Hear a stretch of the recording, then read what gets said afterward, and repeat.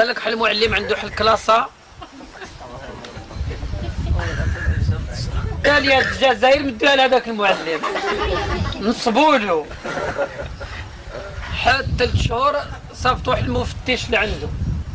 المفتش ديريكتور قال له ودي فوالا الكلاسة ديالك ماشي لا راه ديرها هذاك الكلاسة لميناها وراه باينه. المعلم هضر معاه قال له ودي شوف راه غدوه راه ما جاي المفتش وعلى بالي باللي غادي يعطيني حل بلام. عاونيني بحال حاجه نبوزي لكم بحال كاستيون دي عارف ودي ما عارفش غاش كاع اللي صبعو. قال ما اسمو دي عارف يعمل سمعو هاك ودي ما عارفش يعوج شويه وانا راني عارف اسم كاين.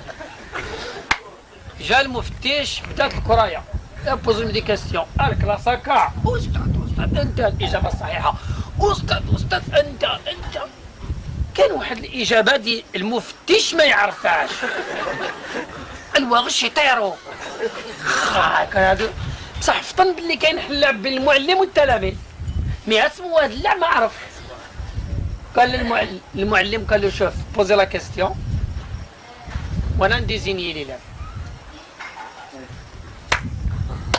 كاع مشى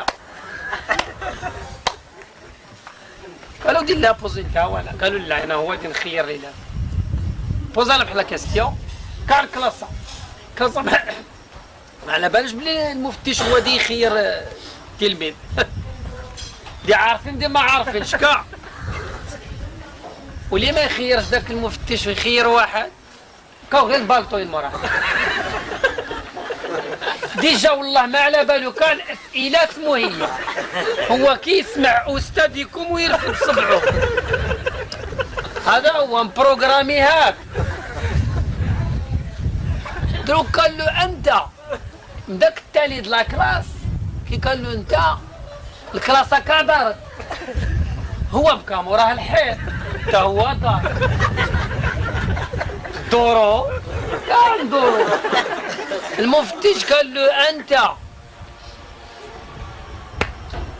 يا انا قال له نعم انت. قال له هذا يا انا هذا يعني مبوجي قال له نعم. قال له اسمع راك حاب تقول لي مو تريكو دي صفر هذا تريكو دي صفر قال له نعم. هو عرف باللي هو ما راش غلط. قال له انتبه مليح